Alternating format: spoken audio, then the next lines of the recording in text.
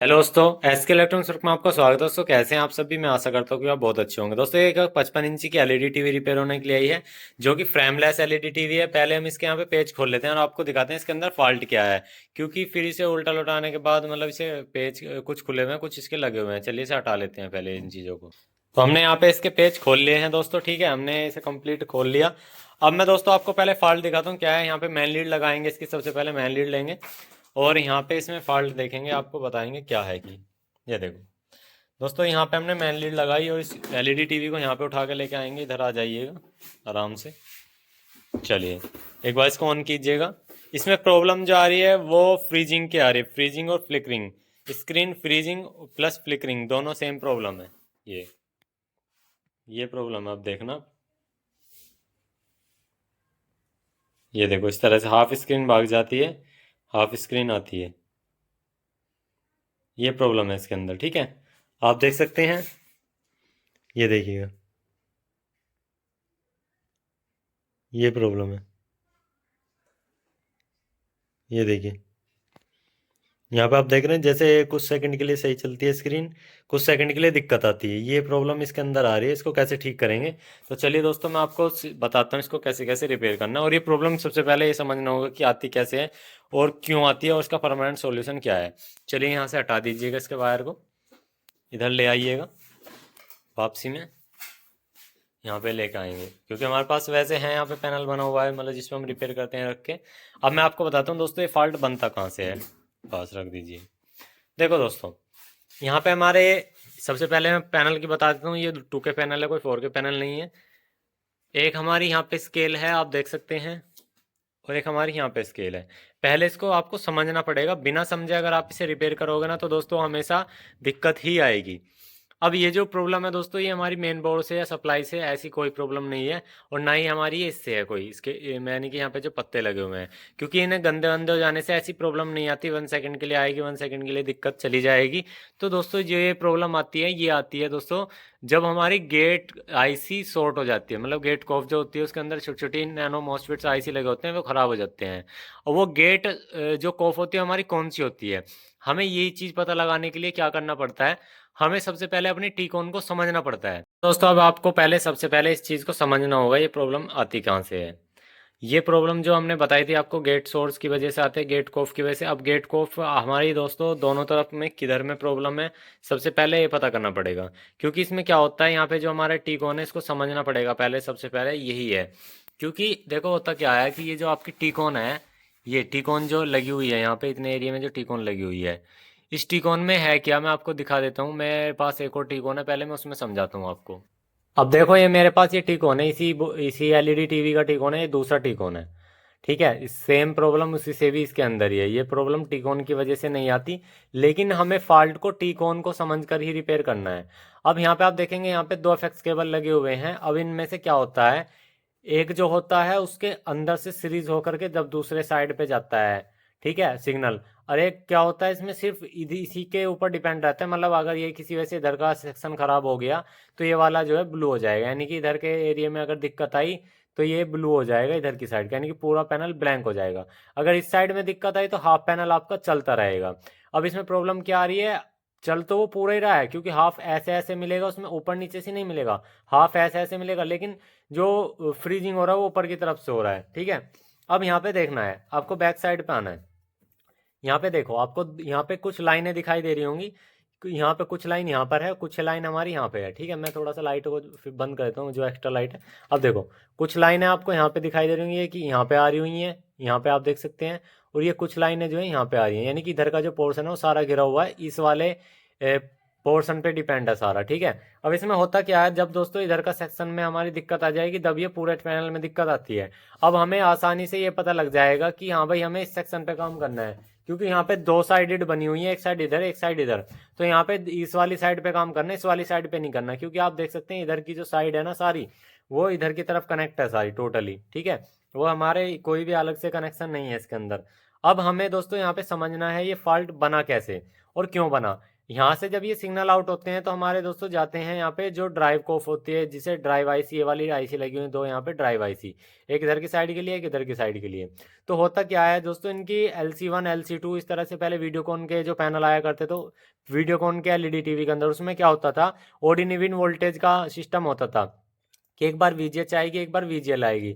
तो उस कंडीशन में क्या होता है, जब हमारे VGL दोनों VGH और VGL आने पे परफेक्ट तरीके से अगर पिक्चर आ रही है, तो समझ जाओ आपकी जो सारी जो वहाँ पे FX केबल और यानी कि आपके जो केबल वो लगी हुई है, आपकी टीकॉन आईसी लगी हुई है, और वहाँ पे आपकी दोस्तों जो ये लगी हुई ना कोफ आईसी, वो बिल्कुल प्रॉपर ठीक है। लेकिन किसी के आने से और किसी के जाने से, VGL आने से या VGL जाने से वहाँ पे अगर लाइनिंग समस्या आ रही है, तो समझ जाओ आपकी जो कोफ आईसी है वो शॉर्ट हो चुकी है। तो चलिए मैं एक बात दिखा देता हूँ आपको वो कौन सी है, ठीक है। तो यहाँ पे आप देख सकते हैं दोस्तों, एक यहाँ पे कोफ लगी हुई है, और एक कोफ हमारी यहाँ पर लगी हुई है, और एक कोफ हमारी यहाँ पे लगी हुई है। इसके अंदर पैनल के अंदर भी है वो गेट कोफ है। तो दोस्तों अब आइए, हमारी प्रॉब्लम उनकी शॉर्ट होने की वजह से बनती है। जब वहाँ क्या होता है, सिग्नल जाता है उसका कंडीशन में क्या होता है, वो और भी जो स्क्रीन में पिक्सल्स बनने हैं, ग्राफिक बनने हैं, तो वहाँ पे वो उन्हें खराब कर देता है। अब जो खराब वाली कोफ है उसकी सिग्नल को काटने के लिए दोस्तों पूरे सर्किट के अंदर इसके यहाँ पे एक सिग्नल होता है, जैसे कि मैं आपको दिखा देना चाहता हूँ। यहाँ पे CKB लाइन होती है, जैसे आपको यहाँ पे दिखाई दे रहा होगा, ये वाली आईसी है हमारी इधर की तरफ के लिए काम कर रही है, ठीक है। यहाँ से आप देख सकते हैं ये जंपर जा रहे हैं सारे, मतलब यहाँ पे आप देख सकते हैं ये रहे सारे यहाँ पे CKB के जंपर जा रहे हैं। अगर हम CKB यहाँ से ब्लॉक करेंगे तो इसमें बहुत सारा पट्टा और लाइनिंग बन जाएगी। लेकिन हम इसकी जो वहाँ पे ब्लॉकेज के लिए जो LC1 LC2 की जो वोल्टेज को कट करेंगे या ब्लॉक कर देंगे, हमें सबसे पहले ये देखना है। यहाँ पे देखो देखो कुछ 4 पॉइंट दिखा रहे हैं, ये LC लिखा हुआ है, यहाँ पे फिर लिखा हुआ है TER, फिर लिखा है CKV, फिर यहाँ पे HTVL। अब ये जो 4 पॉइंट है ना, ये जो चार के चारों पॉइंट है, ये आपके कहाँ मिलेंगे, ये 4 पॉइंट आप यहाँ पे देख रहे हैं। ये जो यहाँ पे जंपर लगे हुए ना, यहाँ पे रेजिस्टेंस लगाने की जगह दे रखी है, ये शॉर्ट जो हुए हुए हैं, ये यहाँ पे इनके पॉइंट है। यहाँ पे LC TER CKV STR। तो यहाँ पे LC यानी कि पिन नंबर 1 है ऊपर की तरफ से, ये वाली, यहाँ पे ये वाली।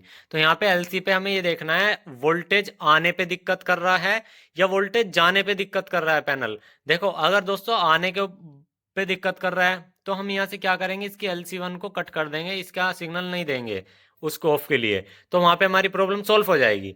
लेकिन अगर जाने के बाद दिक्कत कर रहा है, तो वहां पे क्या करेंगे, इसका जंपर कट करके, तो दोस्तों वहां पे 3.3 का रेगुलेटर लगा के 3.3 यहाँ पे इनेबल कर देंगे। तो चलिए वो इस प्रोसेस को फाइंड करने के लिए, चेकने के लिए हमें एलईडी टीवी को ऑन करना पड़ेगा, और फिर हमें मीटर लेना पड़ेगा। मैं मीटर को डीसी मोड पे लगाना है और वहाँ पे फाइंड करना है। तो चलिए मैं आपको दिखा देता हूँ। तो दोस्तों देखो, अब हमने यहाँ पे मीटर ले लिया, हमने मीटर को डीसी पे लगाया, क्योंकि डीसी पे लगाने के और ऑटोमेटिक लगाने पे यहाँ पे इस सिग्नल को चेक करने में बहुत दिक्कत आएगी। तो हमें सीधा डीसी पे लगाना है, या मैं यानी कि मैनुअल पे काम कराना है।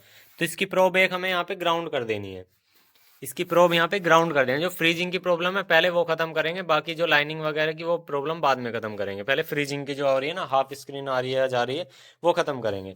अब हमने एक प्रोब ग्राउंड करी, और एलईडी टीवी को यहाँ पे पहले ऑन कर लेते हैं। ये हमने यहाँ से ऑन कर लिया। ऑन करने के बाद अभी फॉल्ट देखेंगे आप पहले।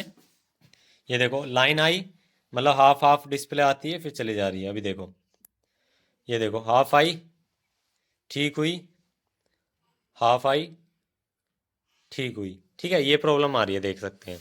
अब चलिए इसको रिपेयर करने की कोशिश करते हैं यहाँ पे। अब देखो दोस्तों, आपको LC1 पे लगाना है। LC1 जो हमने पॉइंट बताया था आपको, यानी कि ऊपरले वाला, ये दोनों तरफ एक ही पॉइंट है। हमें वोल्टेज देखने कितनी आ रही है।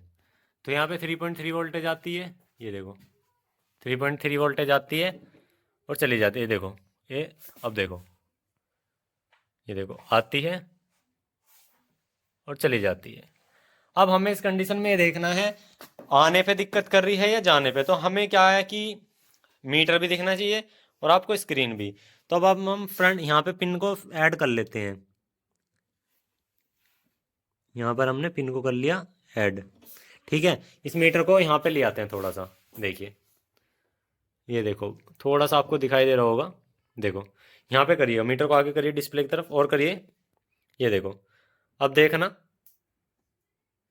जैसे यहाँ पे वोल्टेज आई थी तुरंत ही देखो, वोल्टेज आते ही फ्रीजिंग हो रही है, और देखो वोल्टेज जाते ही हमारी ठीक हो जा रही है। ठीक, तो प्रॉब्लम इसमें क्या आ रही है, जैसे ही इसके अंदर वोल्टेज आ रही है, यानी कि LC1 पे जैसी वोल्टेज आ रही है, तो तुरंत ही वहाँ पे हमारी फ्रीज हो जा रही है स्क्रीन।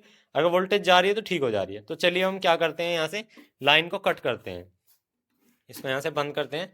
एक शार्प ब्लेड लेंगे, अपने पास से कोई एक शार्प ब्लेड ले लेंगे। तो हमें कोई सा भी एक ब्लेड ले लेना है। तो यहाँ से हमने इस तरह का ब्लेड लिया, ठीक है। और इसको LC1 को हमें यहाँ से कट करना है, यहाँ पर देखो।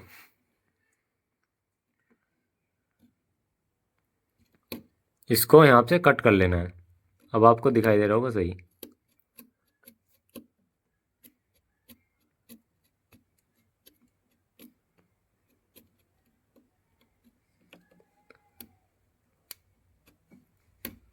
ठीक है, हमने ऐसे इसको कट कर लिया। एक बार चेक कर लेते हैं सही कटा होगा तो यहाँ पे प्रॉपर ये ठीक हो चुका होगा। एक बार देख लेते हैं। तो यहाँ पे अभी आप देख सकते हैं फिलहाल जो फ्रीजिंग की प्रॉब्लम थी वो ठीक हो चुकी है।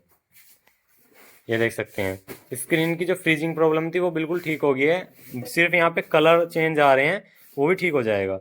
देख सकते हैं अब ये बिल्कुल एक ही मतलब एक ही उस पर रुके हुए हैं। यहाँ पे कुछ भी ऐसा नहीं हो रहा जैसे मतलब कलर वगैरह चेंज हो रहे हो, तो एक ही उस पर रुके हुए हैं, ठीक है। जो बार बार वो चेंज हो रहा था वो प्रॉब्लम सोल्व हो गई है।